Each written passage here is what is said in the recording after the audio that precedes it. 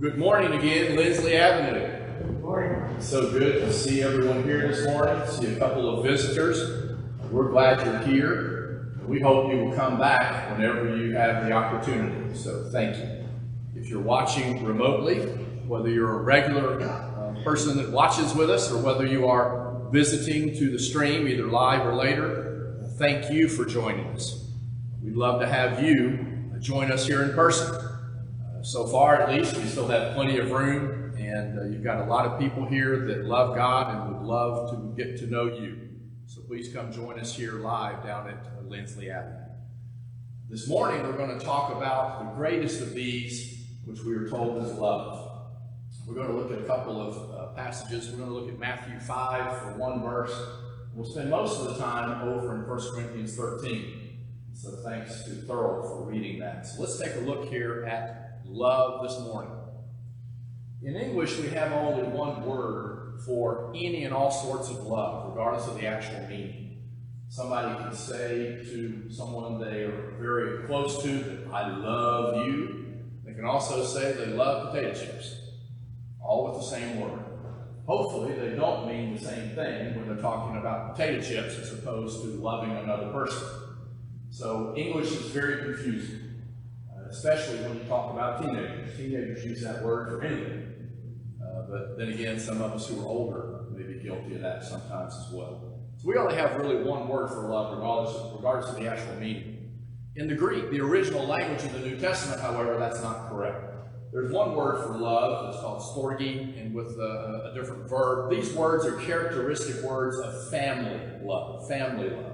They're the words that describe the type of love from a parent for a child and a child for a parent. There's a love because of the built-in relationship that you have between parent and offspring. Plato had said, Greek philosopher, that a child loves and is loved by those who brought him into the world, using that idea of a family type of love. These words describe family affection. Family affection. There's also the word philia, and this word in its verb form are often called the warmest Greek words for love. In the older times, before the time of the New Testament, several hundred years before, there had been a proper distinction in the Greek language between this word for love, and the one that comes next. By the time of the New Testament, they were relatively interchangeable, but that past meaning, that past difference in form and meaning would have still been in the minds of people as they were using them. And so these words, philia, describe real love and real affection. It's the word that describes the feeling you would have for your closest and nearest and truest friends. Think of a lifelong friend, somebody that you may have known since like the second grade, or somebody you've known for 30 years, someone that when you hear their name, when they show up, you feel good because this person is there for you, and this person is someone that you will definitely want to be near for them. It's this warm, tender affection that you would have for someone, and in many ways is the highest form of love, as is how it's been described. Then you have a third word, agape. We've often heard of agape. There's an adoption agency in town named Agape. And again, by the time of the New Testament, phileo and agape were used relatively interchangeably, even in the New Testament itself. 300-400 years before hadn't really been the case. These words, the agape form of the word, describes unconquerable benevolence and goodwill that simply cannot be put out, that cannot be put aside. In regard to a person with agape, it means that really no matter what the person does to us, no matter how we are treated, no matter the insults we may feel or injuries, we don't let bitterness come in. We don't let bitterness come in. And so you regard that other person, even if they've done wrong to you, with this goodwill that you cannot put out. You cannot put out. You never see anything but the highest good for the other person. From that distinction that had existed several hundred years before the time of the New Testament, look at Matthew 5 for a moment. Jesus had said in Matthew 5, "But I say to you, love your enemies." They had been taught, the Greek Jewish people had been taught by the rabbis, that you should love your neighbor which is stated in the Old Testament and the New Testament, but the rabbis had said, but hate your enemies. Hate the Samaritans, hate the Gentiles, hate the Romans, hate your enemies. Jesus said, no, not at all. In addition to loving your neighbors, love your enemies. Well, what does it mean by that? Well, the real import of that is it's not going to be the type of love that you would feel for that lifelong friend. When an enemy shows up, you're not going to have the warm regard of, oh, I've been looking for you for so long. Come here and let me give you a hug. You're not going to feel that way towards someone that's been burning down a village or something like that. But you're supposed to want good for that other person, even if they are considered an enemy. Think about it. We are told by Jesus to potentially give a glass of cold water to an enemy. If the enemy is hungry, to feed them. You're not doing that when you hate the other person. But at the same time, let's face it, you may not cook your best meal that you would slave on for 3 days in order to feed that enemy either. So in this way, right, it's a different kind of love than that close feeling you would have for your lifelong friend towards your best friend or friends that you might have today. What's the real difference? If you've known somebody for 30 years, or if you really had that close connection, it's almost like you can't help feeling that way toward the other person.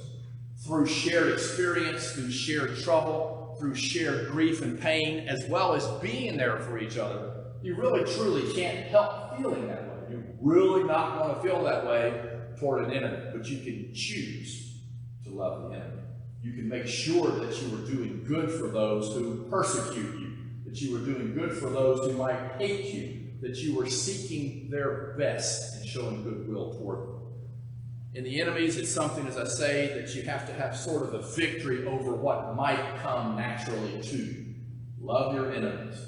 Not quite the same as loving your friends, loving your family, but to love your enemies. More important still is love. Let's look over in 1 Corinthians 13, 4 through 7. We'll be there the rest of the time. Love is going to remain long after everything else is gone. After this world is gone, after everything in the here and now has disappeared, we are told love is still going to remain. In part because we are told God is love. And when everything goes back, if you will, to oneness with God, love is going to be that one thing that remains. So love is certainly going to be the most important thing because it's going to be the last thing, the only thing that remains. We are told when we're looking at 1 Corinthians 13, 4 through 7, that love is kind. One of the early Christian writers, writing about 200 AD, said that this meant that love is sweet to all, sweet to everyone. Now, as we go through these, I want you to ask yourself, does this describe me? Am I sweet to all? Am I sweet to everyone? Am I kind to everyone? I'll tell you right now, I suspect none of us are going to answer yes, probably to all of these statements. Maybe any of them. I mean, time for confession. I freely admit, I'm certainly probably not sweet to everybody. So it needs to be a reminder of how we should live our lives, how we should behave, even if it doesn't describe the way we may have been behaving. Love is sweet to all. Love is patient. Wow, it's kind of starting out here with two hard ones. Two hard ones. Be sweet to everyone and to be patient with everyone. The Greek word here always describes patience with people. I think that's important. The patience here is with people, not necessarily with circumstances. Right? Circumstances are things that are going to happen to us, but the people in our lives, whether friends, enemies, or people we don't know very well yet, that's who we should have patience in dealing with. And one of the really important reasons for doing that is because I certainly would appreciate people being patient with me. So, am I patient with other people? Am I patient with other people? Early Christian preacher, about 400 AD, Chrysostom, said this is the word used of the individual who is wronged and who easily has the power to seek revenge but won't do it. Somebody did me wrong and I could get back at them. I really could, especially if I thought about it. I could get back at them, but I'm just not going to do it. I will be patient rather than seeking revenge and exacting something back when I have been treated improperly. It describes the person who is slow to anger. And look at this. This word for patient is a word used to describe how God deals with us. I want God to be patient with me. And part of becoming like God is to treat other people the way God treats me. You know, it's the way God treats me is my example, if you will, for how I should treat other people. If God is patient with me, how can I not be patient with others? Love is never jealous. It's been said that there's really only two kinds of people in the world. Those who are millionaires and those who would like to be. I guess you could say that anyway, right? There are those that like ice cream and those that don't. But in this case, those who are millionaires or have lots of money and those that would like to have lots of money. There's also two kinds of envy and jealousy. One wants the possessions of other people. You know, you have this great looking car and mine is a piece of junk. You have that nice coat and I don't have a coat, whatever it is, I want what you have. It's very difficult to avoid because it's a fairly common human failing when you don't have something to want what somebody else has. I'm not saying that's a good thing, but it's very common. But the other kind of envy and jealousy is in many ways worse. It doesn't just want what you may have for your, for me, to want what you have for me, but it really sets it up that it wishes you didn't have it at all. It's not that I want a coat for myself like your coat. It's a more of a anger and hatred aimed at the other person for how dare they have something I don't have. So love in this case is never jealous. It's never envious of what someone else has, such that you would not want them to have it, or perhaps even worst of all, feel like taking it from them. Love is not boastful. Love is not boastful.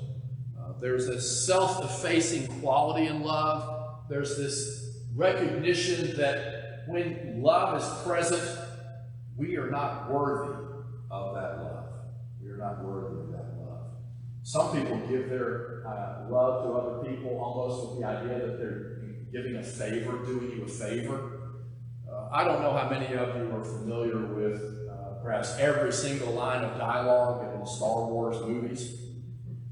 But there's one where, in a moment of pain or problems, Princess Leia tells Han Solo, "I love you." Can you picture that? Can you picture if you're familiar enough with Star Wars? She says, "I love you." And what does Han Solo say? "I know." He doesn't say, "Thank you," or "I love you" back. He's like, "Of course you do," right?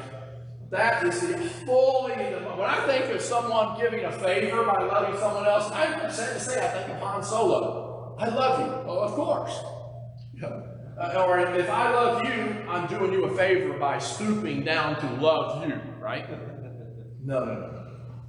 Someone who's truly in love should always be amazed that somebody could love them. How on earth could somebody love me?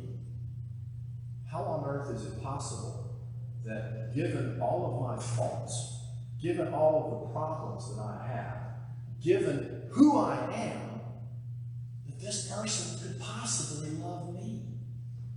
And if you think about that between two people, think about it vertically as well.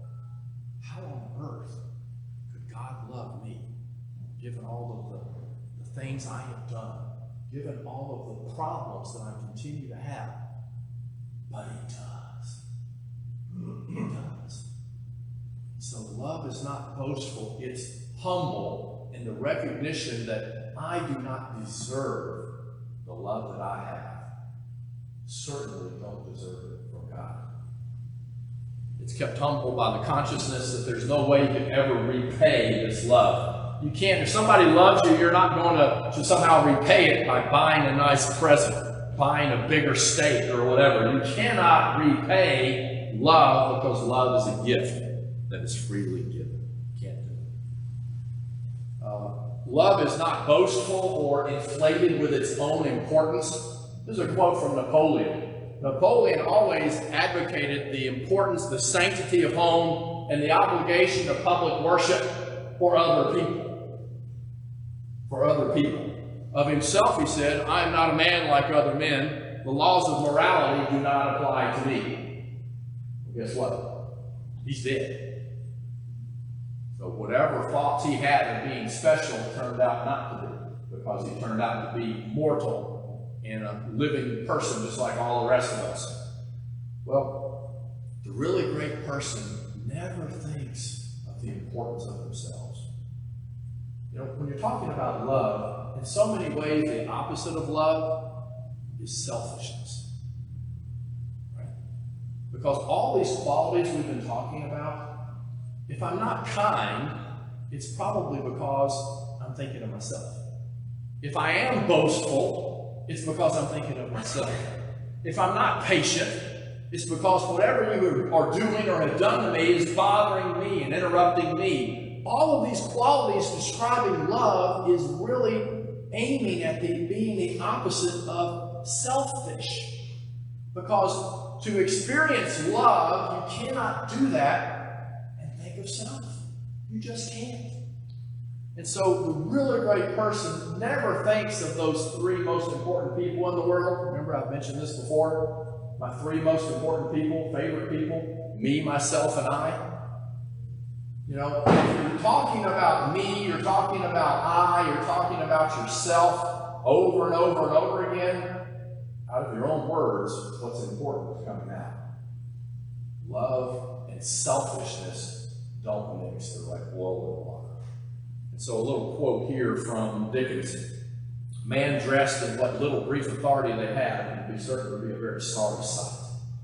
When we think of how important we are, it's terrible because this too is going to pass away. Love is not rude. It's kind of interesting that in the original language of Greek, the words for grace and for charm are the same words. Being rude is again an expression of selfishness. Because I don't care about you, and I don't care about the circumstances we're in. I'm going to be rude. Love is not, look at it, it's spelled out right here, it's not selfish. It does not insist on its own rights. In this world, there's only two kinds of people. Those that always insist on their privileges and always remember their responsibilities, and those who are always thinking of what life owes them. Those who never forget what they owe in life. Right? Two different varieties here. Some people insist on their privileges, but some remember their responsibilities. Some people think of what I am owed, and some people who never forget what they owe to other people. Those who love and those who are selfish. Those who love and those who are selfish. Most of the problems around us would disappear, certainly be a lot less big. They would be smaller.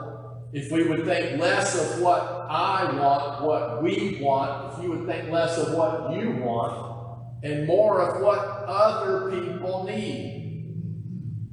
Really, truly, sin is essentially selfishness.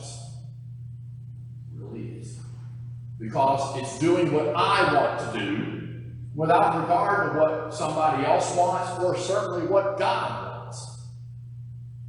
And it's tough to love if you've got sin or selfishness making up a big part of who we are.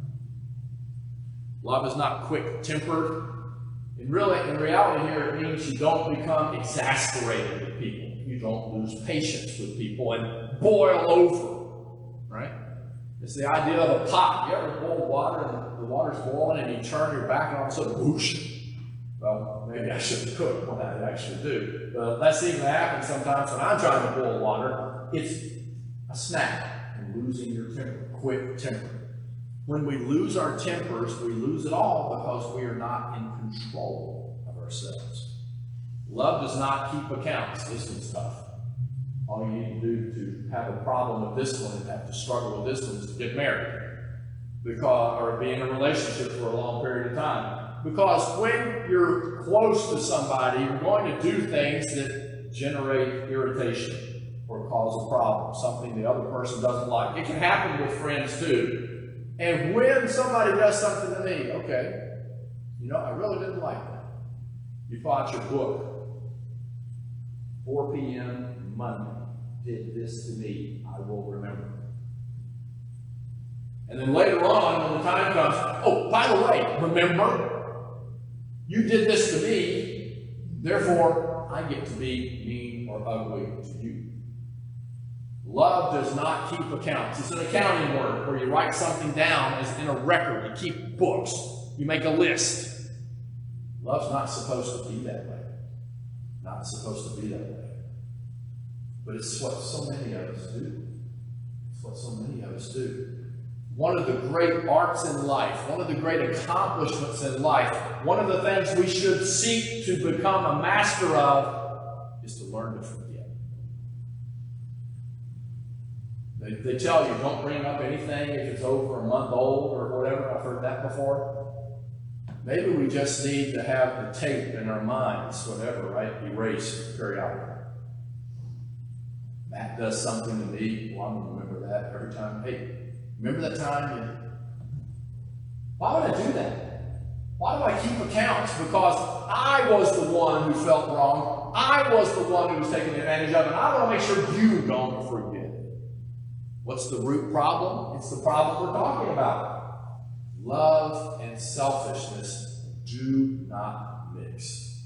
Can't have both. Can't have both. Love rejoices in the truth. You know, there are times you definitely want the truth to prevail, to overcome, to be victorious. And there are times it's the last thing you want to hear. You know, many times I don't want to hear what I really like. I don't want to know what causes trouble in others. Don't tell me the truth. I don't want to hear about it. But love should rejoice in the truth. It has nothing to conceal. When you're talking about loving someone, you're talking about being an open book where you're not hiding something. Love also finds no pleasure in evil. You might say that it finds no pleasure in anything that is wrong. Love is always supportive. It can also translate and mean love covers everything. Love does not keep shining a bright light on that one spot that the person really doesn't want to be reminded of all the time. The idea of keeping accounts again. Love covers everything. It ignores, it forgets the things that they cause pain and problems. It focuses on being supportive. You know, it would rather simply push things to the side than publicly pointing them out where other people see. Be supportive. Be supportive. Love is completely supportive, trusting, and loyal. And they have twofold aspects. In relationship to God and God's love for us, it means that we can take God at His word in every promise that begins whosoever, and there's a lot of those in the Bible. Whenever you see whosoever, we can say to ourselves, that means me. All these qualities, love is kind, love is patient, love is all these different things, applies in terms of God's relationship to me.